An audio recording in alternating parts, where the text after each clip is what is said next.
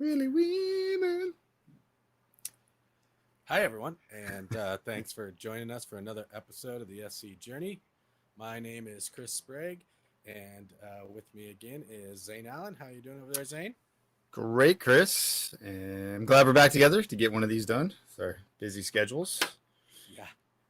And we brought on somebody that we both know from our past. I don't say our past either, I guess our present.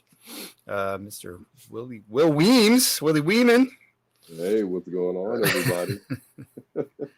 Maybe I should use my sexy voice. Hello. That's right. Willie Weeman. So I want to sing that every time.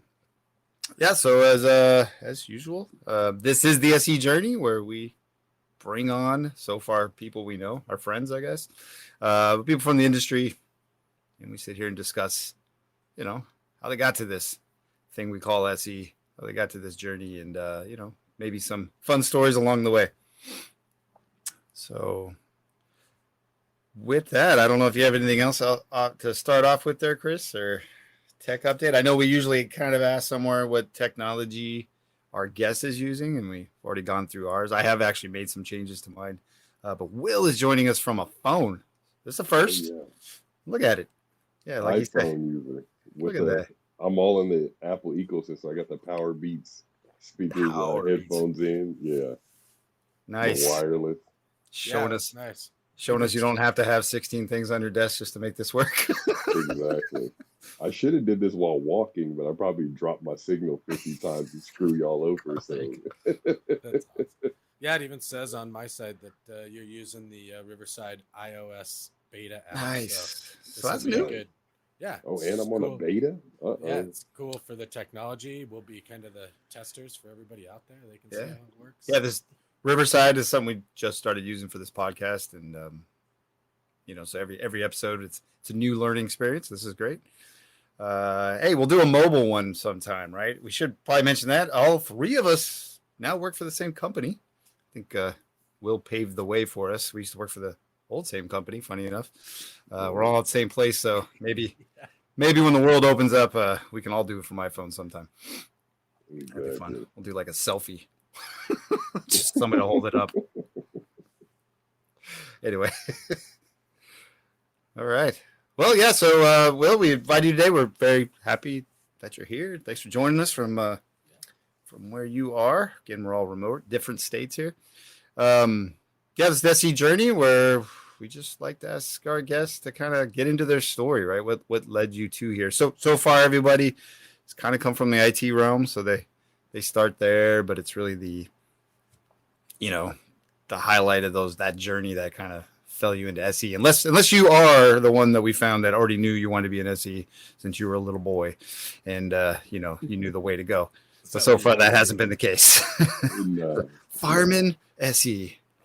I'm like, when I look at my career, honestly, I'm surprised I got here. So, I mean, I think I've been in IT since 2008. Before that, I was actually a male ballerina dancer, so I never thought that I would ever get it. I'm glad you stressed male ballerina dancer. Thanks. I was wondering how long you were going to let me go before. I was with it. I was going to make Baryshnikov references, the only ones I know. Yeah, I wanted the details on that. Yeah. But I'll tell the old, right? Straight out of high school, I was in the military. So I was a Navy guy, got out the military, did a bunch of random odd jobs. My mom was actually in IT, so she did legal IT software support. For Westlaw was a application that a lot of law firms use. So I grew up tinkering with computers. And we're all around the same age. So you remember around 97, I don't know in the West Coast, do you guys have Albertsons? Yeah. They bought a lot of, they bought Lucky's. Right here in my backyard. That's right. In fact, you may have worked for somebody that was somewhat related to that family, no? Or is that the other family? Am I wrong about that? Oh yeah. No, I'm not related. Not you. You worked with somebody. Yeah, that's right. That's right. Yeah, Albertsons. There used to be I think they bought a lot of stores, but there was a chain called Lucky's where I'm from. Okay. And actually, one of my teachers was part of that family. That's funny enough. But they swallowed that up, that whole chain. So Albertsons, very familiar. Nice. So when I was in high school, right, online chats were the thing, right? So I used to run up to Albertsons, go get the little AOL CDs, Yeah. right? Each one of them were like 90 minutes, dial up internet. So that's kind of, I always had, Yep. exactly. You'd be right when you're kind of, oh, talking to girls who don't live in my neighborhood. I'm so cool, Yeah. right? Then it's like, oh, my CD ran out. I got to take a 45-minute walk to the store to go get another Upload my one. AOL minutes. That's back That when is something called call waiting was important. Otherwise, you got jumped off the phone line. I remember that for Exactly. our younger Oh, audience. You- Not something. Yeah, kids are mad because they got to go get their, their Roblox card or their World of Warcraft Right. monthly minutes. Will had to go to the store to get his internet minutes. Like I couldn't even get on the internet unless I bought one of those cards. Yep. I totally forgot about that. That's hilarious. Remember you go to download something and then you'd go play for 6 hours to come back and it wouldn't be finished. That's how slow the internet used to be. Oh yes. You were excited if you got it within that 6 hours. I was in 2.5 days into downloading an MP3 when it failed, and you're like, Exactly. oh no, I gotta start. Oh, yeah, those are the worst. But Sorry. Totally but that was the birth of kind of my love for technology, right? It came from that. Really just kind of, hanging out with my mom on weekends and when she used to work on the weekends, and sometimes when she did the night shift, I'd go up there. But anyway, like I said, I went to the military, got out the military, and I didn't know what I wanted to do. Bounced around a bunch of jobs, and then took a community college course, and I was taking some computer courses, trying to, get in the IT field, like get a help desk job. Got lucky and got a field technician. So basically, it's my first job was a company called Network Elites, and craziest job I ever had. So field technician is basically a mobile desktop support. So the guy, who started Network Elites, the owner, I worked directly for him. He went and got like Huffines, which is a car dealership that's out here in Dallas. A bunch of local companies and who couldn't afford to have in-house, IT support. Yeah. And I just drove around. They'd call in, hey, my printer's not working. All right, cool. 35-minute drive to come unjam a printer, right? Write up a ticket, right? And charge them for it. And that was the life. And that was pretty cool because that's the first time I learned how to rake it up on miles, all that other stuff. So, So first step towards SE right there. Nice. Exactly, because it was like, hey, it takes this many miles. I get paid miles, and I get paid, and then you get the gas card, right? So it's like, hey, I always make sure I get to work and leave on E, right? So I never have to pay for gas. So you find those little loopholes in the system. So it started early. But right outside of that, man, I really got the classic IT story. Like I said, I did that field technician. I honestly had no ambition, so that's the longest job I probably ever had. I did it 5 years. Riding around in that car, Wow. knocking that out. Now I did some part-time stuff. Like I tried to do my own PC repair business, and all that other stuff. And it didn't really work out for me. So, so I went from there, T-Mobile, doing help desk. I got tired of driving around. And then help desk was like boring because I started out, which I come to find out, right? When people get cushy jobs, they hold on to them.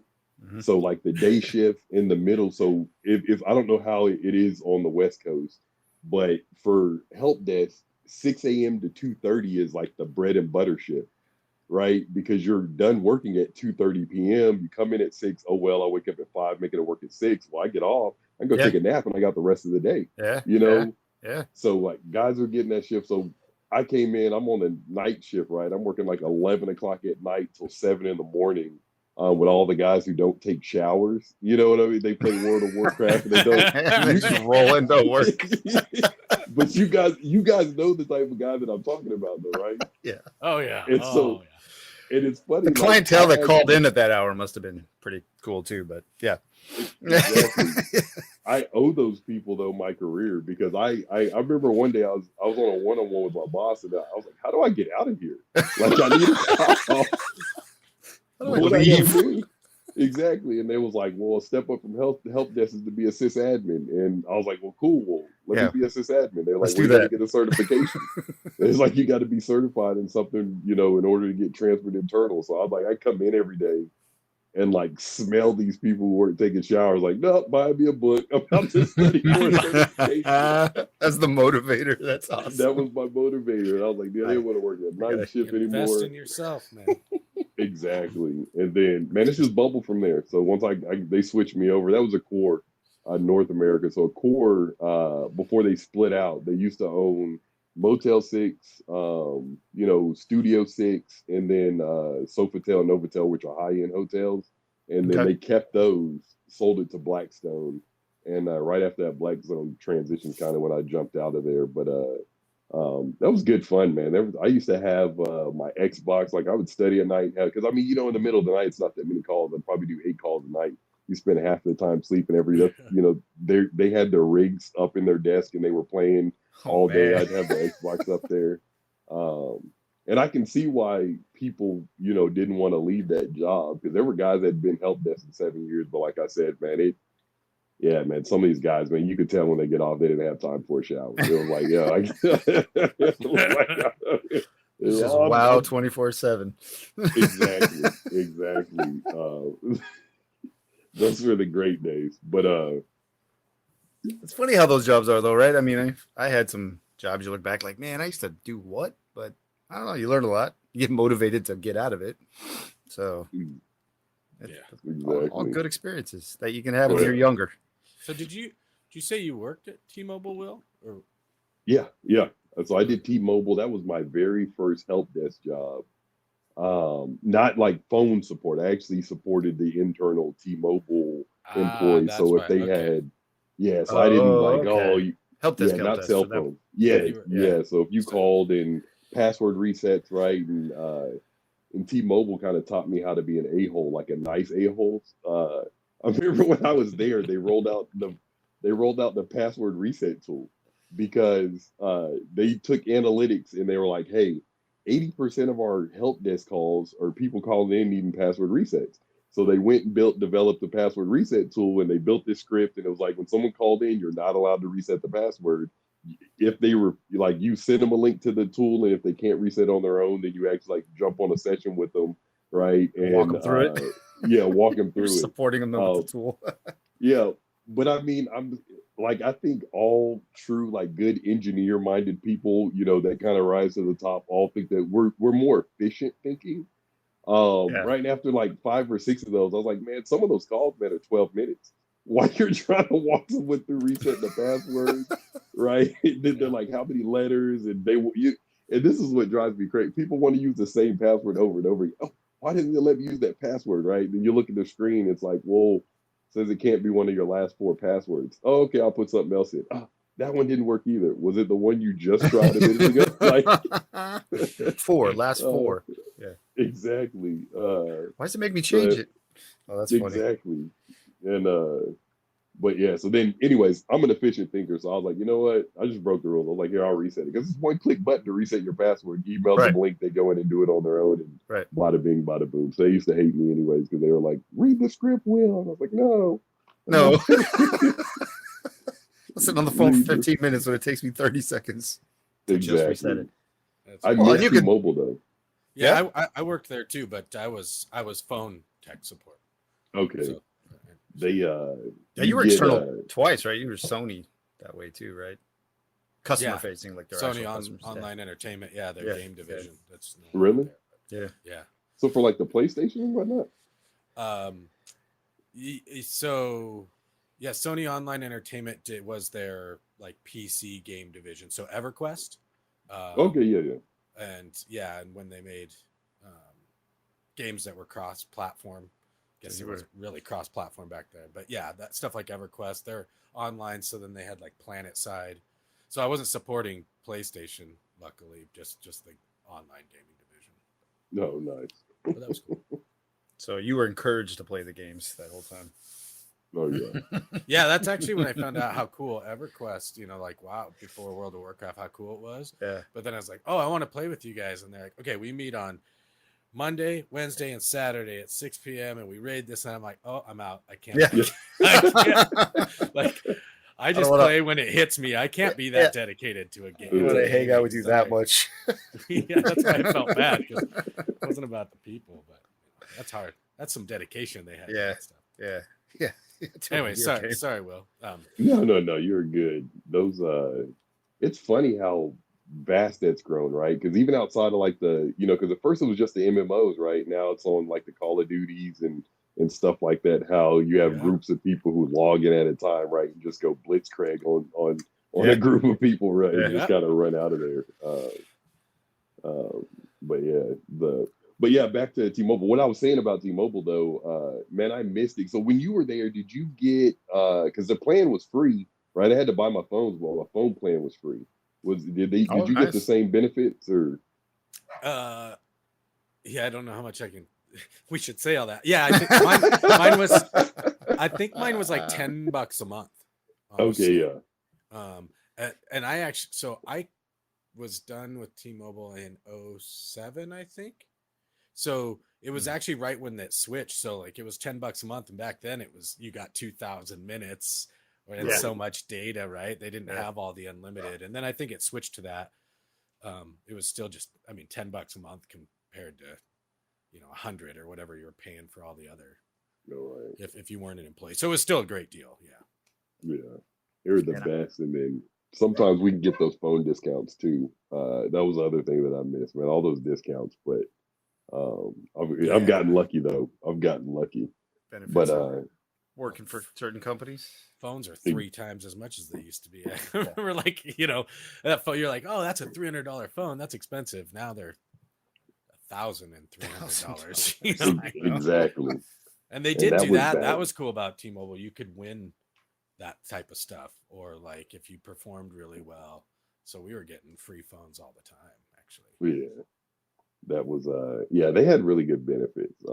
So look at that. Look, we just sold those probably like 50 people, right? They're gonna listen to this, go run and go apply for T-Mobile. IT for people that listen to this that aren't even in IT, and I used to have friends where I'm from, and people just aren't imagined. I don't know. They just couldn't see it. I was like, get in IT. It's such a broad field. You can be really lazy. You could be really, really, really not. You know what I mean? There's just such a gamut. Like you can do help desk. You can learn a stack. You can just concentrate on one thing. You can be a generalist. Like for some reason, I signed up to be. You can fix PCs. You can play video games while you do it. Apparently, so it's all over. That's and then the another point, since we already sidetracked you, Will. You didn't do any IT in the Navy? Oh, I was gonna say, yeah. No. So backtrack. In high school, believe it or not, I was a street racer. God's honest truth. So I used to race imports, and I wanted to learn to work on my own cars. I wasn't a mechanic, so I was at my title when I was in the Navy was AS, aviation support equipment technician. But basically, if you go to airport and you take a plane off the airport, everything you see moving is what an AS fix. So it's a glorified gas and diesel mechanic. So worked on gas and diesel motors, and I was on an aircraft carrier, and that's kind of what I worked on flight decks. So I was a gearhead, which is weird that I did that because I didn't know until I did that trade that I don't like being dirty. So just stay dirty. It was a nightmare, right? Because I was like the guy, right? We're on the flight deck. They're trying to launch planes, right? I get oil on my sleeve. Everybody else, I'm like, dude, get a paper towel. I gotta wipe this off. Like I can't stand being dirty. Like we got jets coming off this deck here, buddy. It was a nightmare. But I mean, I was 18, but you got to learn yourself. So I was like, I'll be the coolest guy with the fastest car. Because when I grew up in a small town, so everybody's parents, right, kind of went to high school together, so they hung out in garages. And when we were in high school, we hung out in garages, right? Maybe we drank a few beers. I doubt we ever had any. It's hard to get it when you're under 21. But Sure. What's the name? But that's what I was like, so my whole vision of life was like, hey, I'm gonna get a house, with a nice garage so I can work on my car in my garage. Yeah. And I'm going to military. It'll teach me how to work on motors and I'll be good. So that was kind of my thinking back then. So I'm surprised now. I never envisioned, I actually thought I'd be a cop. That was my backup option was to be a police officer. I never thought I would be in IT. Because I thought my mom's life was boring. I was like, you're always talking this stuff that's nuts. I don't want to do that. But it worked out. So, but yeah. No, that makes sense. I mean, I was a graphic artist. I used to set typeset ads. So nice. You have dreams when you're 17. You think you want something else. So Why I, didn't you switch over to graphic design then? Because that's like a next logical step from there. that's basically what I was in. Actually, I was in that, and then through it, I moved. I was at a newspaper. Is where I landed. Okay. I went to a shopper, then a newspaper. I did printing in high school, all ROP, right? Regional occupation. Okay. Um, and then when I was there, I kind of moved around and I did pre-press stuff. So like, fix ads, tone photos. I figured out I like to fix things more. Okay. We use Macs. IT hated Macs, hated Macs. I figured out how to fix them because you needed them to work, right? They break. I just fix your. It's like OS 8, OS 9 stuff, right? Right. Way back 7, hell, way back in the day. So a gig opened in IT, and I was like, I'm in. And that's how I got in. So it got me there. But yeah, I was gonna go to school. I had a graphics degree for a second. Somewhere in the middle, I switched to physics and was gonna be an electrical engineer, but that's a different story. And fell into IT. Yeah. But You my point, moonlight? huh? Do you moonlight like a little part-time extra money, still build websites for people? Let's see those signs all around. I Like, hey, did for a while. $200, I'll build your website. I did for a while. Yeah, even when I was in IT, I would still typeset ads, build things on the So, side. Sure. Yeah. nice. No. I've done some logo stuff when I was with Veeam. Okay. Made some stickers. I still like to dabble in it, but no. Stickers. I figured out I wasn't as artistic as most, right? I could just do the work. I like the programs figured out. Oh yeah. But audio engineering is where I fell into physics, and it's not really about me. It's about you, Will. I was just trying to. My point is like, yeah, I was going to do that, and hell, here I am now. So yeah, you think one thing when you're 17, and then you figure out. Yeah, that's why I don't. I went to art school. I'll end it on this, and not art school, but in school I took some art classes. Like, all right, maybe I'll be a graphic designer. They might be in a 4-hour drawing class, and it was like, here's a still life, draw it for 4 hours, and I was like, I don't want to do this. I have no patience for this. And that's kind of when I started headed out the door. So, just like you figured out you didn't want to be dirty. So, Yeah. yeah, I'm the gonna same I'm, thing. I'm gonna ask you guys a question because I'm gonna talk about something. So I want to throw it out, whether you answer it now or later. At every phase during your IT career, have you always wanted to go forward, or have you ever felt like, you know what, I don't like what I'm doing. I need to like walk away. Depends on if there was a disaster. Every disaster I was in, I was like, why did I choose this? If I walked away right now, could I get another job? But Yeah. other than that, no, I've always wanted to do more. I Okay. think. Yeah. Yeah. Yeah, I never wanted to. Yeah, I've always wanted to do more in my career. I haven't necessarily wanted to step back. Now, I have gotten to a position where I went, oh, this isn't great here. Right? This isn't what I Sure. thought it Sure. was. Sure. Seems like it could be awfully fun somewhere else, or let me go, try something else. Um, basically when I got higher up on the IT side, but instead of being like, hey, I want to go be an admin again, it was more like maybe this role would be, Yeah. more suited for me somewhere else, or hey, what's that SE role? It's a lot Right. like this. Right. I think that's probably I what get led to us to do that, it right? so Yeah, I thought networking would be great. I always loved working with the net teams. They're like, I just do routes and switches. And I'm glad I never focused like that because that probably would have been boring. But I was like, man, I got to get on that. That guy only has to do one thing. Exactly. But sure, I did that for a little bit. yeah, I mean, I incorporated it, but I was like, hey, if I just got that team, that's all I'd have to do. That would be amazing. Just CLI all day. But Yeah. But Nah, I guess I was that's a great point, Will, because it's not like, hey, we're just all gonna find a path and go, right. oh, I love every step and let me keep going, right? So exactly. we probably all ran into something where we're like, this isn't exactly where I want it to be, and Yeah. made a little move. Yeah. I'll be honest, until probably the last 6 years, I hated IT. So even going back, field technician, I hated it. And I think it was the attitudes, right? People were Sure. upset, stupid things, like I said, like a printer jam, or people, right? You'd have a computer that, you know how it is, right? They fall off a domain, somebody's PC, and you try to walk them through it. And it's like a big thing. And I was like, man, I think it was the attitudes that made me hate the field technician role. That's kind of what made me transition to the help desk.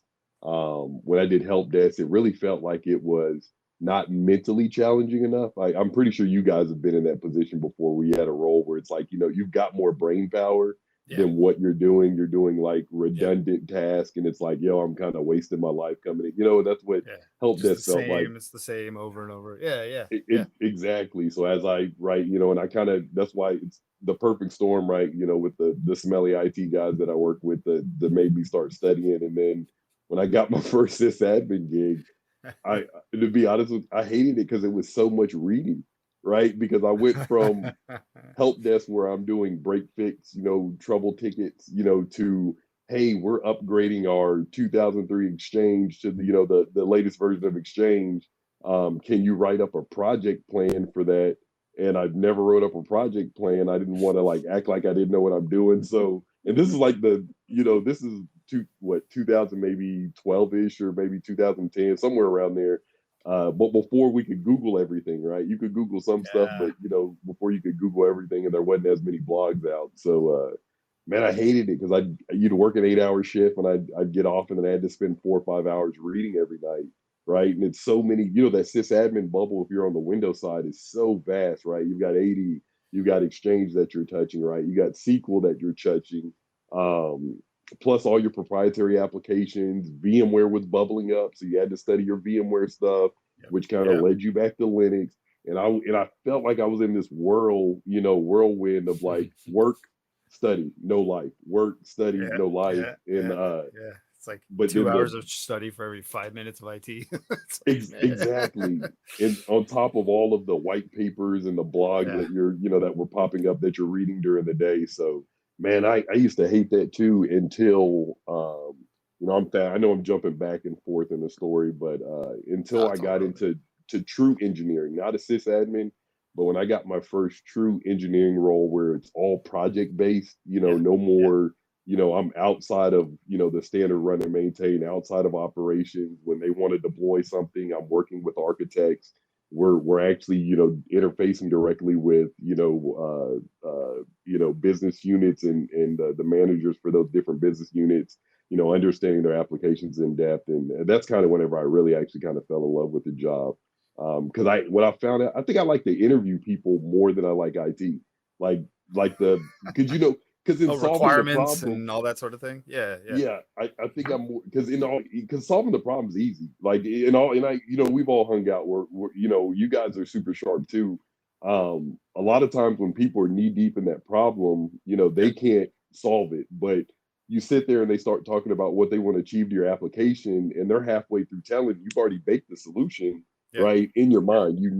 So I think that's kind of when I fell in love with it. Was like, hey, all of that studying I did in those early phases. Now I know all of this vast, Yeah. what's the term? I know a general amount of everything, but I'm not a master of any of it. But I know how all of the puzzle pieces go together. And Make the now it's like, connections. Yeah. exactly. And all of a sudden it's fun because it's like, hey, you had this problem and I know how to do that. And this is what we've got to do with Active Directory to get this working. And this is, how, what routes that we need from a networking standpoint, you get this going. And all of a sudden, right, that's when it became fun for me. But Yeah. The before that, big man, picture stuff. I think that's what we all like over here, right? Yeah. Yeah. yeah, How do I put all this together? I don't want to necessarily be doing the wrenching yeah. all the time anymore, but putting the workflow together. I always loved workflows too. So yeah, Well, I get it. Yeah. yeah. I mean, I always wanted to move my way up in IT, but I started to really realize or think differently when I started to realize I liked the business side, kind of like you're saying, Will. Like I started liking some of my business classes that I was going to, at school, and then those were the conversations that were exciting. Like, hey, let's find out what the actual problem is and bring a solution, not just throw software at it and have ask me to implement it. Right? Let's try to find solutions. So I like that you So pointed that out. The other good thing is that you pointed out one of the reasons we wanted to do this type of podcast is how we got here is because not everybody comes from the IT side. It's kind of Right. funny. All the people we've invited so far kind of have. yeah. Yeah. But SE can be, I mean, we did come from the IT side. It can be very valuable, but there are people that come from other paths to SE. So like I like that Will pointed out, like he was hating IT, right? But I think I can speak freely for you to say you love your SE role, or you have loved pretty much all your SE roles, Yeah. right? Yeah. So it's different enough for people out there. You may not like IT, and some of that could be mundane to you, where this could still be, this type of side of engineering or pre-sales could still be very interesting if you like coming up with solutions and things like that. So Yeah. anyway, Yeah. Is it that project part that you like the most, if I may ask? I mean, is that what drew you to this role, or you like about this role, or? I it's this role was a challenge. So it is the project part. I like different environments, right? No two environments are the same. I like complicated issues. I like challenges. I like to be challenged. Kind of that story I told you, right, is one of the things that we all know about this job. It's hard. Like the conversation can be the same, right? Right. You can, like when we were at Beam talking about data protection over and over, that can get redundant. Yeah. But the problems that we're solving, right, are always unique, right? Which Yeah. makes it every single meeting that you had unique, so that way you don't kind of get burned out of the same messaging. And same thing here at Pure, you could easily get burned out of FAX, or FlashBlade this, or Flash AC, et cetera, et cetera. But Storage. it's exactly storage. But right, it's the problems that people are dealing with in their environments. It's the way that they're trying to implement stuff, that really makes it unique, because it's you're getting in, and you're trying to get a fit your piece into their overall solution. It's also kind of weird being a manufacturer. I can only imagine what like the VARs have to Yeah. handle, right? Because Stitch it all you're together. Yeah. exactly, because Yeah. storage is one cog, or right when we were at Beam before, data protection is one cog of that whole solution that they're in. You want to be able to affect the over. Well, this piece of it would, my piece will work better if you did this with this piece, but Yeah. I can't really talk about that piece. Yeah. Yeah. You Sorry, know, I'd rather you go than I don't have to solve XYZ. Yeah. Exactly. Yeah. exactly. But Yeah. that's a unique challenge in itself, right? And I know, like in this role, I try to push myself all the time on trying to find different ways to influence those other pieces in the direction they're going to go without actually influencing those. Um, but That's yeah, That's a good point. It's a big skill, right? There's a lot of these soft skills that, to Chris' point, could come from other avenues, aren't necessarily IT centric, but could have had some opportunity to develop those along the way, because you're helping influence a decision or influence a solution to kind of go the way you want. Yeah, it's a very important part. And I think at the end of the day, I don't want to speak for everyone, but what we're really doing is trying to say, hey, if you do this, your life will be better, your role will be better, or easier. right. You'll get exactly what you're trying to get done, right? And these are the reasons why, and this is why you should go this route. Yeah, Exactly, yeah, exactly. big, All big, right, big part of the job. exactly. I'm gonna take a couple steps back. Okay. So I worked at a hospital for a while. I was at Baylor, in Frisco, Texas, for a little bit, and so during there we were early adopter of the UCS platform. So we used to have HPC 7000. They were end of life, and we were building out. We were bringing in UCS. Cisco brought its sales team in. Right, went through the whole thing that we went through. Right, the song, dance, Prezzo, everything else. And we ended up being an early adopter for UCS when I was at Baylor. But the reason why I bring that up is that was in the back of my mind, like right when I met, because I got real close with my pre-sales engineer. Okay. He used to take me out to lunch, right? We'd sit down, we had to go over configs, do other stuff, and he would tell me about the job. And man, from there, I always had in the back of my mind, if I ever had an opportunity to get into pre-sales, I used to look on, back then, that's how funny how fast time goes by. You remember when everybody used to use Monster? That was like Monster. Yeah. the Monster. Yeah. and I remember like every day I'd get off and I'd pre-sales engineer. And back then, nothing was titled pre-sales engineer. It was just systems engineer. But I'd be searching, and he would always kind of tell me about different companies or whatnot to try to apply for. But it was hard to break in, right? With Yeah. when you had no experience. And I but did I the same always, thing with I was looking at, well, how do you become a Cisco SE? yeah, Oh, you need 5 years experience. I remember just that, like stuff like that sticking out. And I'm like, all right, how do I get that? How do I get that? What does that mean? Yeah, so that's yeah, interesting. But that's cool. You had somebody to actually talk to, like yeah. the SE you were working with. Yeah, in multiple. So that was the first guy I got, worked with whenever I was there. Couple companies later, right, whenever I was doing some more project-based work and we'd bring in different people, Nutanix, all these other guys, I would corner people like, hey man, how'd you get your gig? Are you guys hiring? How do I, if I want to flip over? I started because I knew where I wanted to get to. I Yeah. just had to find out, how to get, in that position. And then a lot of, like a lot of people say when you first started out, I guess this was a negative, but people, oh, when you start out, they're gonna make you travel all over the place. I don't know why that was a negative, but Yeah. Okay. exactly, because that was the warning that was the warning everybody gave me. Like, are you sure you want to? Because there were, a lot of people who did this and didn't last that long because of the travel, Yep. right? And I had Hmm. work with people like, oh, you want to do pre-sales? I did that for like 6 months. Oh, I missed the family, right? I couldn't, got tired of living out of a hotel or whatnot. So, but Yeah, yeah, no, that's a big point, right? I mean, you got to know that that's what this role is. Not all of them, right? Depends on the region, but for the most part, right? You're going to have to go somewhere. Heck, before COVID, I was 75,000 miler with my airline. oh wow. How, how are you on point? Are you lost all your status or No, they float? they've kept it. Yeah, it's You a kept pretty it good through airline. this year. Yeah, Next probably year, not next probably year. gone. Yeah. Yeah, That's the problem. But yeah, that's the same, no, it's a same good thing point with to my bring up. Southwest. People think, oh yeah, there is travel, right? There's upsides and downs. But I'm with you. The travel's not so bad, and you figure out how to manage it. I Yeah. don't mind it. Yeah.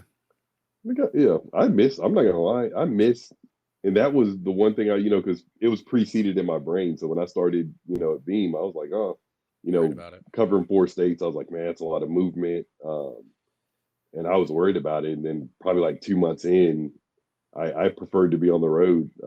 Right. So I was like, hey, I like being on the road. It's funny how you can kind of go in tunnel vision in the hotel, right? Even though you're kind of solo and it's like, hey, I get stuff knocked out. Also makes you appreciate the house more. I had like a really good routine. I was more organized as a person because I knew, Yeah. hey, next week I might only be in Dallas Tuesday, right? I got all my errands knocked out, on that Tuesday, and I had everything lined up. I was just more. It made me Yep. a more organized person, so I Yep. like that road life. You like It was condense your good. life. You condense what you got to do. I condense how I pack. You get real Yes. efficient with things. I can roll through an airport. I can get there 15 minutes before that thing boarded. Be on it. Yeah. Yeah. That's a good point. It does make you make you organize your life better. Definitely, definitely. But yeah, backtracking. So yeah, I cornered a couple people, and got lucky. So I kind of the last project I worked on was a project. I was at AmerisourceBergen, so they're a pharmaceutical company, Fortune 10, huge pharmaceutical company out of Dallas here, Okay. and so we did a project called Optimize, and we spent $45 million with EMC. We bought the whole suite. Like we did dual V blocks with a V-plex in between, on multiple data Nice. centers, in two different cities across the U.S. Then we had 26 remote locations, and we did VxRails all across these different locations, and had to build and deploy those. So I worked real closely with my pre-sales engineer there, who's an enterprise SE. And then probably about 6 months in, he started trying to recruit me. He told me something, and it's funny. I always tell people this is that when something's natural, you never know you're doing it right. Somebody has to kind of point it out, and then it's like, oh, okay, well, I never knew I did it. He was like, man, he's like most IT guys are awkward, and I was like, I don't find people awkward. He's like, yeah, because you're just like an extrovert. You're chatty, He's like, so to you, there, because you understand tech, so when you're talking to them, it's just a normal conversation, but you also can Right. have a regular conversation with a non-IT. But he's like, most IT people can only talk to IT people, Yeah. but they're socially awkward. And he was like, when you find that person who's in that middle realm where can take what the extremely smart people say and then make it average conversation for the regular consumer, right? And he was like, yeah, you should get into this field, right? And so that's when he started explaining that process to me, how people are like really Nice. good at what we do, right? That's when I was like, hey, smash on the gas. And then right, Veeam kind of came in, and then it's been rocking from there. So That's right. Yeah. Veeam was your first. I guess it was your first app manufacturer too, Chris. But Will and I share that I was an IT manager, and then 2 days later I was an SE. So it was like you just kind of okay out of that life into this life. So Exactly. Beam was first for me there as well. Yeah. Yeah. But it really, that is a big aspect of it, right? You, again, when we talk about this isn't a profession. You, okay, go study this and this is what I do, or these are the type of interdisciplinary things I take. It's kind of this love for tech, love to solve problems, want to be in front of people, want to talk to them, want to understand, help them through these solutions. Yeah, and that's not necessarily what everybody does. It's why it's a very hard role to find sometimes, right? Or train, Yeah. and that's why it's definitely in demand, and kind of why we started this podcast, kind of discuss these things. But Oh, yeah. but yeah, you kind of want to be, you kind of want to have to be, or kind of want to have to be on all the time, right? Yes. Yes. Yeah. Where in IT, you can go, I could go hide in my room and just get to work and shut the world out unless something emergency happened. But that's not the case here, right? Heck, when I Yeah. started, I was an inside engineer. I had 5 to 8 conversations, almost the same conversation, back to back throughout the day, day after day after day after day. So, and you had to be on just as much in the first one as the last one. So you had to want to talk to people and still learn the tech and make those connections and research, right? Yeah. Exactly. Yeah. I try to tell people all the time is that the friend that I got think that what we do is easy, and I try to explain to them. One, I mean, this is my 4th year in sales. I already have no hair left, right? So Sorry, mine's running back. that's exactly, that's the first indicator of the stress level that we're dealing with. And Yeah. then two, exactly what you just said about inside and like demos, Zoom calls, and in person, right? You could be having the worst day of your life, but have a big meeting, and you've got to be able to flip it like a switch. Yep. Where if I'm an admin, it's like, just leave me alone. I'm in my cube with my headphones on, Yeah. Yeah. knocking out, getting through my 8-hour shift. I might not talk to anybody for 2 weeks if I don't want to, Yeah. right? And you can Yeah. get away with that depending on what scope of work that you've got to deal with and how collaborative it is. But you can mitigate a lot of that. But you can't in this field, because if you're not talking, you're not selling. You're not selling, you're not Yeah. doing your job, right? And People buy from people, right? They're not necessarily buying the best tech. I mean, that helps, and it helps that you can talk about something that you enjoy to talk about or believe in, truthfully. exactly, But yeah, at the end of the day, yeah, if you're coming in just like dry, annoyed, distracted, yeah, they're No, they're buying from the other guy they know. it's a very good exactly. point, though. Yeah. Right? Like, there's many days where you're like, oh yeah, I don't really have much today. I could, I'm one of those guys. I do get up, I get ready, take a shower, get ready, just so, especially during the stay at home stuff, just Make that to effort. feel like I'm in the mode, to make the Yeah. effort. Yeah. But it's really easy, to your point, Will. Like, I could be in my PJs all day, but I got that really important thing at 2:30, so could either be in my PJs or feeling like crap all day. But that meeting, you got to get up for, right, and be ready. And there's been some. Exactly. I've had those where, I'm not really respectable the rest of the day, but you got to turn it on and have the charisma and Play that part. Yeah. be able to do that. So I mean, it's a great point. No, it's I know a lot of it's really not good an IT easy job. guys that don't. They're really good at IT and tech, and they don't want to, they don't care to communicate or be public facing, and good on them. They'll be really, really good at IT, what they do. You do have to have that. I like, and which is weird because I was always an introvert. I'd always say that I was a techie introverted person, and I was really worried about the travel part too, which I turned out to really like as well, Will. But you can be kind of an introvert and still like to have conversations, right? I mean, I don't know exactly how to say that, but I am. I'll sit in my office all day and be introverted, but I really do like to. That's the part of that I've really enjoyed as well. Like, let's go talk to these people, figure out their problems, build relationships. So yeah, I mean, you can like that side as well. Still be somewhat introverted, I guess. Oh yeah, that's true. But you just kind of clicked on build relationships, and that's interesting. In your story, Will, and I don't know, maybe if I look back on mine, I did some similar stuff. You kind of started doing that networking thing. It sounds like really early, right? Right. At SE, Probably. and you're like, oh, I like this role. Hey, you're an SE. How'd you do it? How'd you do it? What do you know? Which is also a big important part of our job, is that networking, right? Those connections. And even on the manufacturer level, we're doing it across manufacturers with VARs or value-added resellers, with other SEs in our org, with SAs in our org, with customers. Yeah, we have to kind of all different levels of relationships. So I just thought it was interesting. You kind of maybe you already had that skill. Maybe the military taught you that. I don't know. No, Maybe you just born with that, but seemed to I you did it. learned early you have to find a way to enjoy asking uncomfortable questions. There you go. If because way early in IT, I used to walk around and ask people how much you make. Because how do I know how much I'm supposed to make? I'm just trying to level set here. Nice. And I don't know if I told you guys this story. I know I told David this story before, right? I'm not going to name the job, but I felt like I was underpaid. You know, just looking at the cars that other people were driving that I work with, I was like, right. Man, I think I'm a little underpaid. I took everybody to happy hour and got them shitty drunk. I just like shots. Then I waited until they were drunk just so I could start asking them how much they made. Start sliding a napkin. I just want you to write a number down here. What yeah.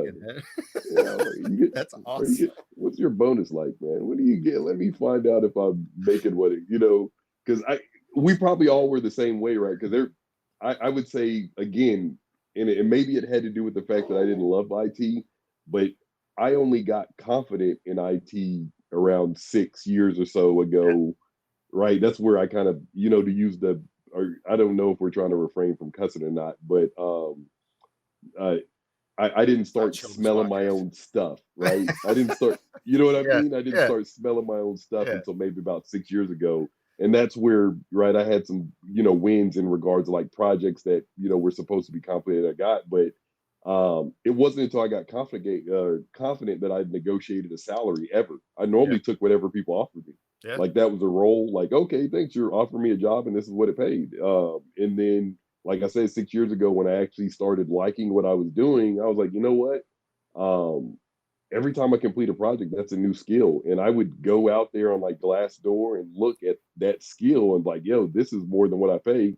And I go back like, hey, like 3% annual is not enough. Like, if you know what I mean? Like, that's even, right? That's catching up with inflation. That means I did exactly the same. Yeah, exactly. But here I am learning a new skill set, bringing to the organization. Yeah, exactly. You figured out your worth. You figured out your worth. Yeah. Exactly. So, that was a fun time. So asking, for anybody listening, right? That's the first. And I don't know where you're from, right? I was born and raised. I'm a Southern boy, right? Dallas, Texas, right? So, part of the whole Southern thing, right, is you're always taught to be nice, right? So asking people uncomfortable questions obviously is not nice. But the first advice that I would tell somebody or give somebody, right, if they're trying to get into this career or just advance your career in IT, is get comfortable with asking uncomfortable questions to your managers, right? Put them on the spot, but, don't feel like you have to be combative to ask somebody an uncomfortable question. But if there's something you need to figure out, you want to know, man, ask them, put people on the spot. I love to make people feel like they're in a corner to get the truth out of them. And it also helps us in this field, right? Because and I'm pretty sure you guys have done. I've been in meetings with customers and I didn't like what they were saying. It sounded like they were telling me some fluff, and I'd be like, man, let's be honest with each other. Yeah. I was like, man, you're about to buy. You're just trying to find a polite way to tell us no, right? And I ask the question that then there's that awkward moment of silence. Yeah, exactly. But waste my time, waste yours. Let's go. Exactly. Oh yeah, I've had those with resellers too, right? Just trying to chip away at your product. Oh yeah. Like, let's unpack what you're asking me, right? You heard that from the other guy. Let's get that FUD out of the way. Like, yeah. Or push away from the table, right? I get it. You don't like us. Great. That's fine. I'll spend time with somebody else that wants to hear the message. Yeah. Yeah. No, I like that. Get used to asking uncomfortable questions. Yes, after a while, they won't be uncomfortable. They'll just be normal questions. Just questions, yeah. Right. And you find that, too, through sales, right? I mean, when we were with Veeam, and I don't know how the whole org is. Obviously, I've only been a couple places as a manufacturer, but they kind of relied on the SEs to know a lot about the sales. We weren't just engineering. Yeah. Kind of where the sale, what's the opportunity? Is there one? What are you working towards? How are you building that going forward? Are they just trying to tell us no? And you realize you're I would say you're entitled, but if you're in this opportunity together and you're doing this thing with someone, So like you said with your manager, right? You have this relationship. They're your manager, they're your employee. That's not. It's actually not. You're right. It's not really an uncomfortable question. It's a proper question. Like, hey, we've gotten here, and you told me, you wanted to do this, and we did it. So, are we there now? Right. Can we buy it? We're going to the next stage here. Are you doing something else? Like, yeah, it's kind of almost. It's almost okay, and you kind of come to terms with that. You're like, it is uncomfortable at first, but these are the proper questions to be asking. Otherwise, we're just wasting each other's time. So, Exactly. yeah. I mean, that customer, and I used to be a buyer, right? IT buyer, vendor management. And at first, you want to be real secretive as a customer. At least I did. So I kind of saw that like, well, I don't want to give my hand. But then I kind of realized, hey, you know what? The more I give them exactly what I'm going for and what I'm trying to get to, the more I'm going to get that solution done, right? Or know that, hey, I'm not going to move forward with this solution anymore. So flip side on this part, we're just helping that customer get there, right? Hey, you told me you want to do this. This is what it takes. I hit all those boxes. So where are we at? Exactly. Yeah. Anyway, whatever. I guess that's my pontification for advice there. I like that point. That's good. Thank you. Yeah. You got the wisdom from Will. Oh, I try. All my real wisdom comes out when I'm drinking tequila, but I'll try to. Okay, so we're gonna have a drinking episode. We'll bring back all the episode. We'll make you and somebody else. We'll have a little group. Okay. Little powwow. So is that you didn't use Veeam before either, right? So that again, you were just going down the line and you're like SE. There's an opening. Let me go check out this company or. No, I did. That was actually. I'm glad. That's another great story. So, when I was at Baylor, same place we were doing the UCS install. I did quite a few projects there. We overhauled everything there. But yeah. So when I started there, they used Legato, so it was all tape backups. Okay. And so I had a manager, Steve Young, super cool guy. Really believed in me. That's the first manager I ever. And that's another thing I'll tell you is when you have a manager that believes in you, man, you've got to stick to them, right, and get. Because Steve got a lot more out of me than I knew I was capable of. He used to come in and be like, man, he's like, man, you take shortcuts, right? Not to go off on a tangent, but he used to tell me, he was like, man, you like to take shortcuts. I was like, what do you mean? And he was like, well, because like we did like this DNS thing and I forgot on some of the servers to swap the DNS and we had applications going down. It wasn't my fault, but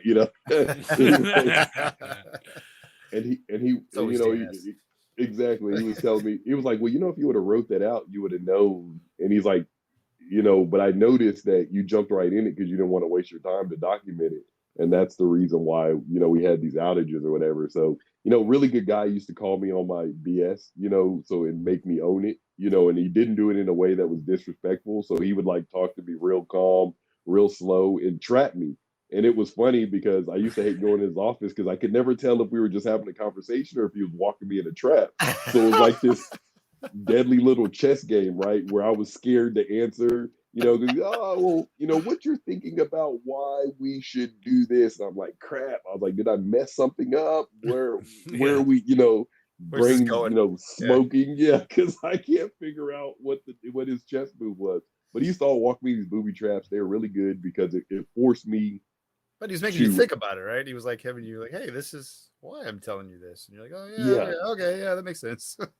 And he made me say the negative thing before him so I couldn't, play the victim, right? Like, oh, he's just picking on me because he walked me through it to where I was like, oh my gosh, whatever. But I went off on a tangent there, but still, I actually, back to the Veeam thing though, we had Legato, we had brought in, we were actually about to buy net backup. I went on vacation to Vegas with some buddies, came back, Veeam was in PC Magazine. So someone left a magazine on the back of my seat.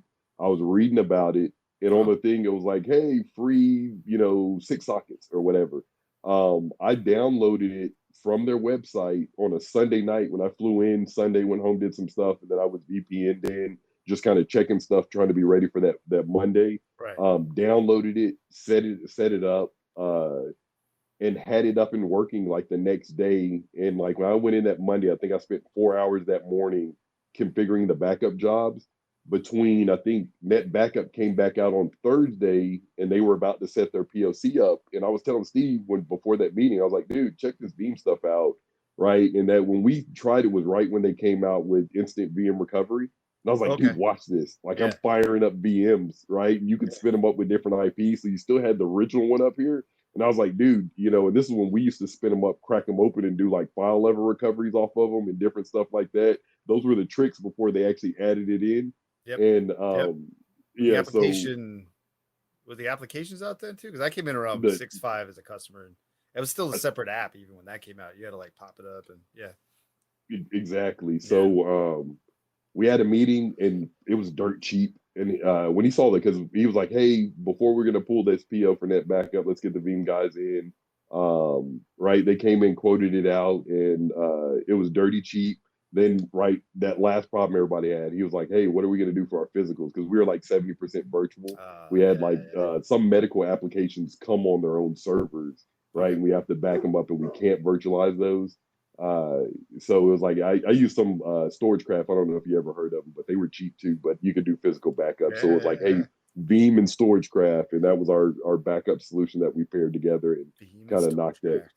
Yeah. So, but yeah, so when I went to Veeam, that was so kind of like I was telling you. So when I was at Amerisource, Austin, who was my pre-sales SC, was like, man, let's come to EMC. He was like, I can't get, because he was an enterprise. That was an enterprise account. He's like, you can't start out in enterprise like from a customer.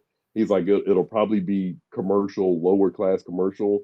But this was like post the Dell merger when they merged. And I just heard a lot. There were a lot of people who were quitting, and I heard a lot of bad stuff. And then that Veeam role popped up, and it was just kind of like it was meant to be. Like, I wasn't even searching for a pre-sales engineer job. I just happened to be on LinkedIn, and it like popped up. Like, you know how it recommends jobs for you, and it's like, hey, you should. And I was like, yes, I should apply for this job. Right, LinkedIn. It's the AI knows, man. The AI knows. Exactly, and the rest of it was history. That's kind of how I felt in Veeam too. Not to kind of derail it too much. I had a problem with the backup. Something didn't get restored, even though it said it was there. And I went to my admin and I said, "We need a new backup." And he said, "The internet seems to like this Veeam." And I said, "Call him." Like, let's. And I did. I had it downloaded, and I used to like to tell that as an SE too. And I was that kind like you. I just configured it. Took me 6 months to realize you got to do application consistent jobs and all that sort of thing. So I made mistakes.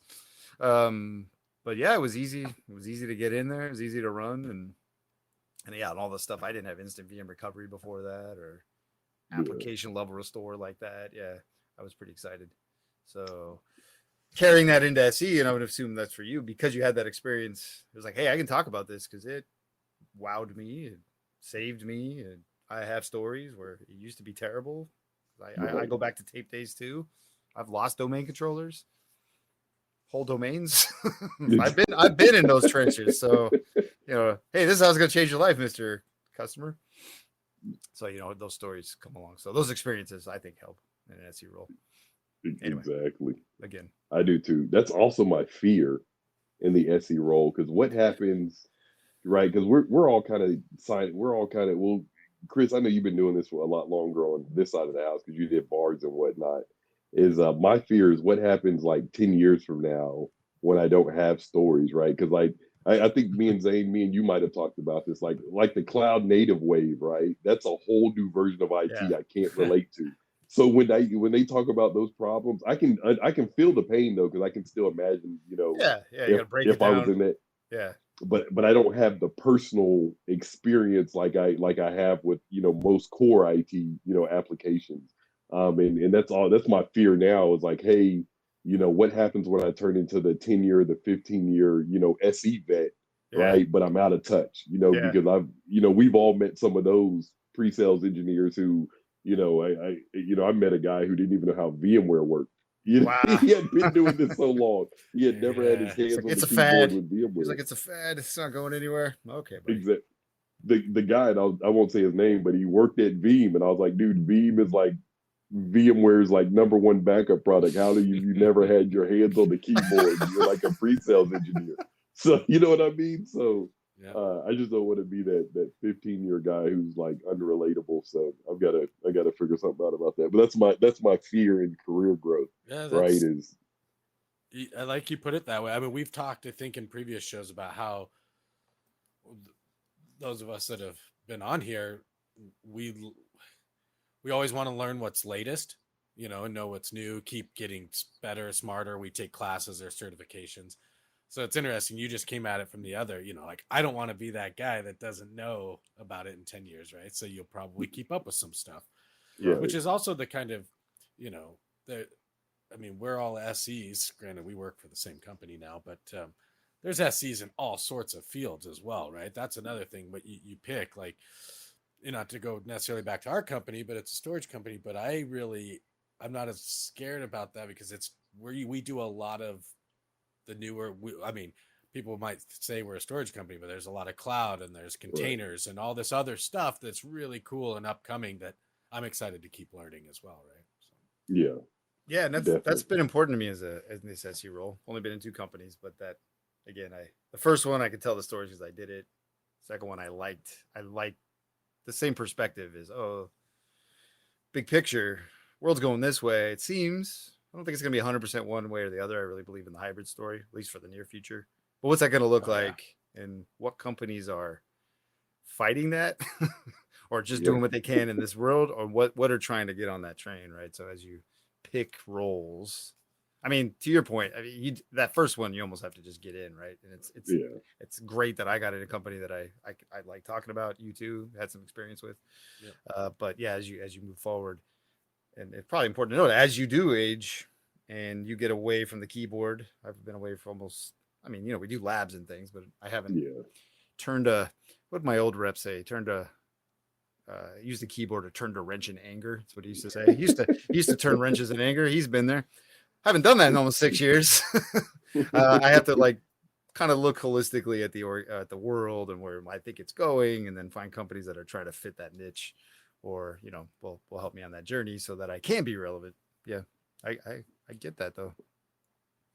I guess you just have to have the role where you're just talking about it and you're helping people get there, and you're not having to actually do it anymore, and that helps. Exactly. Though I don't know, I'm the guy that spends hours on his own time just configuring it, just so I know how it works too. Though, but so but that's a sickness. But that's a good sickness to have, right? Because I'm right. I like to silo things in my mind. That's how I kind of understand the chessboard of life, so to say. Yeah. Right. So I like when I tell people about the sell side, right? Engineers, I kind of told you what people think, and how, you guys just get paid to do nothing. You guys just show up and do a demo, which is super easy in the jobs, but I'm like, hours. no, this is the this is the cream of the crop, right? When you're dealing with pre-sales SEs, these are the cream of the crops, right? Because one, you got to be self-motivated. One, you've got to be super smart. You've got to force yourself to, if you really want to be successful in this job, especially as an SE, right? You've got to force yourself to study things outside of what the company is requiring you to study. If you want to stay relevant with upcoming technology, because they're going to want you to study things about what new products the company's releasing so you can talk about them. But can you tie those to what's actually going on with IT? And the only way you can do it right is back to the part that I hated, was all that study. Right. But like you said, even in IT, you could, I kind of know about that, so I think I could connect these two things, and then at least you know where to dive or whom to ask. That's the other part, right? That's the networking part. Exactly. Yeah. So that's right. Good fun. It's a lot of self-study and motivation. That is true. That is what it is. Yeah, it is. Nobody's really saying do this. They're just telling you when you haven't done it. So exactly, you've got to stay ahead of that curve. It's not the IT help desk days, right? We just got a ticket, finish ticket, wait for next ticket. It's hey, what am I going to do next? That's awesome, Will.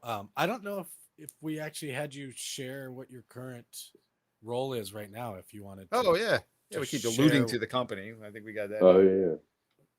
Pure Storage. So I'm a commercial sales engineer. I cover Dallas, Texas, and Arkansas. So I've got 2 reps that I cover. One's got Dallas accounts. Actually, my Arkansas rep has probably about 20 Dallas accounts as well, but she mainly focuses on Arkansas. I've been pure. Where are we at now? We're in August. So it's been about a year and a half. So I started February last year, right before the world ended and the zombies took over. So That's the awesome. real BC, right? I started here before COVID, See, that's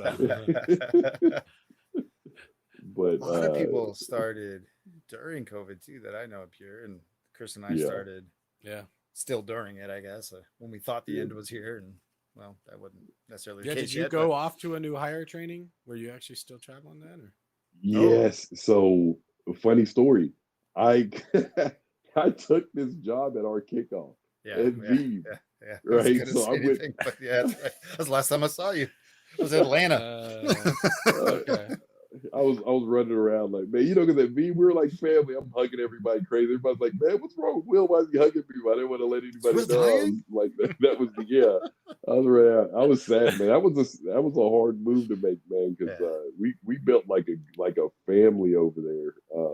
But it was hard to leave there. But um, yeah, so I left their kickoff, turned around and was home for a week, and then had to go to Pure's kickoff. And oh like, wow, so you made it one. sounds fun, but Okay. yeah, even though I did 2 days of Veeams, and then I had to go to the new hire, which was before the kickoff. So I was in San Francisco from like Sunday Oh until no. Friday, and it was brutal. I'm not gonna lie. Doing 2 kickoffs, kickoffs are brutal by themselves, right? So Sure. doing 2 of Yeah, those, yeah. right? You're done. You're over it when at the end of those. They're fun. There's a lot of people Yeah. you don't see, and I'm gonna miss. You know, it was hard to leave Veeam for me too, but Oh I'm gonna yeah. miss seeing those people again. But yeah, you're right. They're hard. Yeah. It's up late or up late, up early. just Exactly. just Yeah. up. Again, And going back to then that, you got to be on, no matter how you feel. You got to be on. and it was so yeah, about a year and a half now. It's flown by. I can't complain, man. It was a good. I There were times in the beginning, some of that was COVID. I wondered, right, because I had seniority down in Tola, right, because when there was a lot of turnover at Veeam, so I quickly became like the most senior guy in Tola. So it was like, hey, it was kind of cool to be the guy, you know what I mean? Yeah, And then now when you jump in, now you're a small fish in a big pond now, yeah, right? yeah, And Zane, I think me and you offline have talked about that too, right? Oh my yeah, God, I don't know anything. I've got to start from scratch, right? And that whole feeling that you go from, oh man, I've got to, refill the pot with new knowledge, so I can make myself valuable again. Yeah. yeah, So, doing that. But it's I'd say the first 6 months here were a little rough because of some of that. And then COVID made it hard to meet, I was worried about, whether or not I was about to get fired. Did I make a mistake? Do they even need us? Because if we're not selling anything because of COVID, why are they, yeah. keeping the head count? But, luckily it turned around Why'd and, I leave my we ended up job? having a good Yeah, year. Exactly. that's So, true of any change, right? I mean, it's funny. It's probably amplified now. Like you said, ex- IT, you were ready to throw up. I don't want this one anymore. I'm going to do this next one. Now we're kind of like, well, I liked that other job. I didn't hate it. I just new challenge, and am I doing the right thing? Yeah. exactly. Yeah, it was like you're going from Exactly. 100 miles an hour. I think Chris hears me say this every day. It's like it was 100 miles an hour to zero. It's like, well, and I get it. There's a break, right? So in my experience, it'll get back up to 100 miles an hour. So I should probably enjoy Yeah, it while I can. Yeah. But yeah, it is a weird transition. Yeah, it's it kind of is. abrupt. It is. Yeah. I get you. But you got to see people in person. That's a whole kind of perspective we could take some point. Chris and I started during COVID. I know Chris, but I haven't seen you since COVID. Just I mean, not in person. just Yeah, virtually. a lot of this. Yeah. I do have a coworker. We'll have him on eventually. I think that is on my team that I do see because he's local. Okay. I've actually been into the office out here for Pure. There's nobody really in it, but I've been there. It's open. That's awesome. So I Yeah. kind of feel like we've returned, but at the same time, yeah, man, I was seeing everybody, right? I mean, it's been Yeah. different. So at least you got a little bit Miss of that. those That's pretty cool. days. The Yeah. camaraderie is fun for sure. Yeah. Well, awesome. Will, this has been awesome. Any last minute thoughts or anything you left out before we close her out? Yeah. I'm gonna tell my horror story. Yeah, I was gonna say Okay. we like to ask. We just started this, I think, on our last. Well, somebody else gave us the idea. Kind of I guess your biggest mess up in IT or your horror story. Yeah, if you have one of Yeah. those. So I'll Yeah, talk. awesome. It happened when I was at Baylor. Like I said, we did a complete data center refresh there. During the data center refresh, we were replacing old. We had AX 150s and CX 320s, the older storage arrays. We were putting some VNXs in, and during the process of it, right, I was changing some network switches, right? We are getting ready to do the whole route where you take, instead of rezoning everything, you take half of your pass, you put in the existing fabric, and then you can vMotion VMs over. Yeah.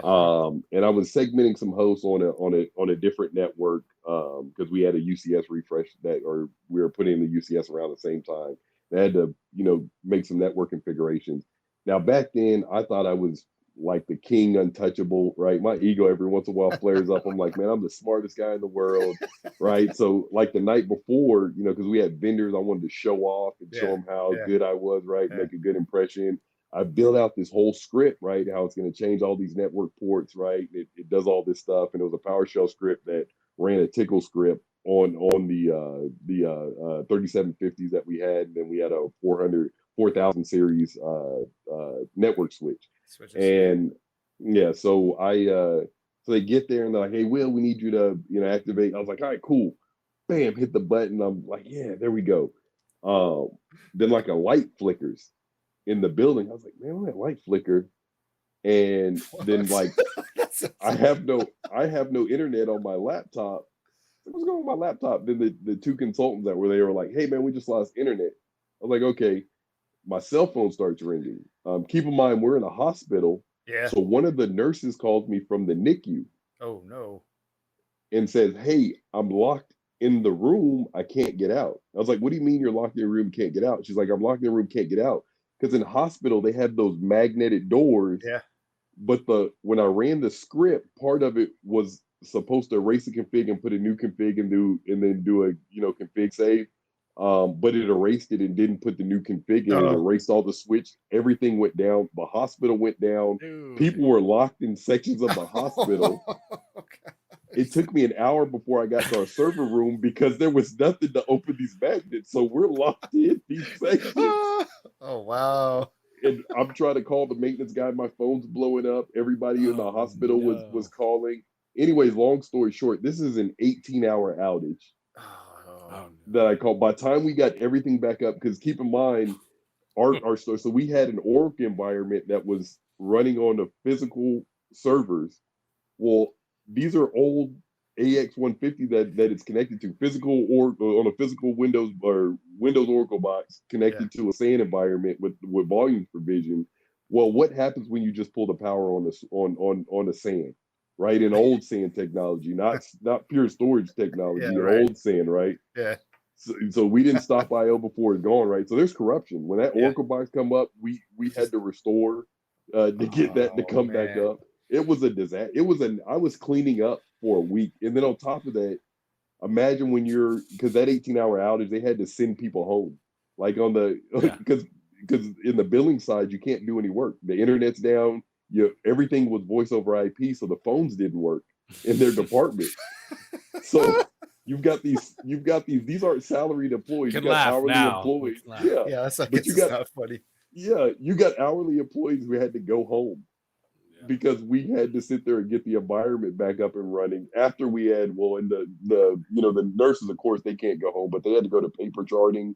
Right. And this is when Obama was, and all the e-charts and all of that stuff was a big push about moving forward. And I think we're in meaningful use phase 2 already on that, right? So they had, some of these nurses were like, oh, paper chart, how does this work? It's a fucking pen in the paper. Like, right? Like, you write it. Because my head is blowing up because I've got really?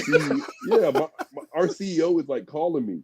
Like all he wants is I can't get an email. Like the whole hospital can't get an email. Like I'm trying to get to the switch room so I can, import the last config. It was a nightmare. I mean, like a true nightmare. And the worst part about it is the repercussions. Because like I said, once we got everything up, fixing, working, right, you dust yourself off, right, and you got to go back. But the looks I would get when I would go to lunch and I'd walk out of my little hole in the IT room, and people be like, oh, that's the guy that cost me $100 because I couldn't work for a day and a half. Right? That's terrible. Yeah, You so just I got have to to like see the impact of your nothing like exactly, automation to take a place down in a hurry, right? Dude, yeah, exactly. you pulled Oh, like a wow. reverse Jurassic Park there, where you start locking doors down instead of unlocking them. Opening them all up. Like, what I do? DDoS attack. Exactly. Wow, And man. That's worse. That's worse than a pitcher seeing a guy hit a home run off his pitch. That's I get to see the whole organization because there's one mistake.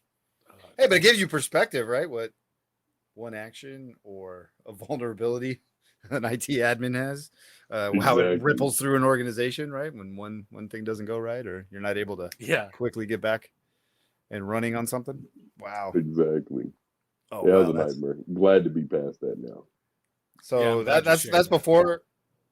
No, you were somewhere else before I Veeam. was I at was gonna Baylor. say, That's way back. That's yeah, the same company I had when I first started yeah, at Veeam because yeah.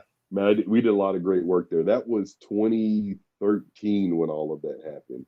And that's why I told you that's why I worked for my director was Steve Young and he changed because like I said, when I came in and you guys know the old terms, right? They call them, if you do things ad hoc, they used to call you a cowboy. Did Yeah. y'all have that term Yeah, on the cowboy West or a Coast too? maverick Yeah, or a, Maverick. Yeah, Yeah, yeah. yeah, and that's what all the coaching and all of our one-on-ones was him talking me out of being a cowboy because he was, it there was you in there. go. You just gotta, and that was part of why, I write things down now. I take it, one, I don't really do that stuff anymore because I'm in sales now. But when I got past that, right, I used to implement, test dev environments to like practice those scripts on where I'm not gonna rip apart a whole network and and Yeah, yeah, but he coached me and got me through that with like, hey man, this is the reason why you document what you're gonna do, right? You test, you document, you test, you document, so that way you know what the ramble, because when you yeah, test, you'll come to find things that it's natural for a human being who's got kids, you've got life.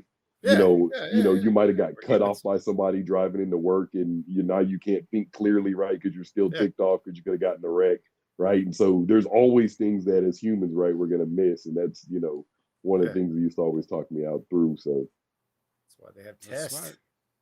man. exactly, Hey, you lived through it though. That's exactly. like, I mean, I've That been in was some, but that's a big impact. Wow. I know, and dude, I never thought I would be able to laugh about that. That was for a long time. That was No. the single most embarrassing. Like I used to go to like the local V mugs, and people would share the war stories, and I was so embarrassed about it. People, oh, Will, what are you doing? I've never We're touched per- anything. yeah, we're I've never perfect. touched anything. No, I Yes, wouldn't want to either. We're just gonna get past that. Wow. exactly. Yeah, All right. No, that's a great one. I think it's important in these people listen to it to hear that, right? The mess ups along the way. So it'd be interesting when we have people that didn't come from IT what they say. But so I appreciate you sharing that here, being big. I guess enough Yeah. times passed, but still, that's a big one. yes, it was. Oh, We yeah, those nurses wanted to kill me, man. oh, I bet. Yeah. I bet. I was once in a data center. I didn't share this last time, but it was a mess. I didn't set this network up.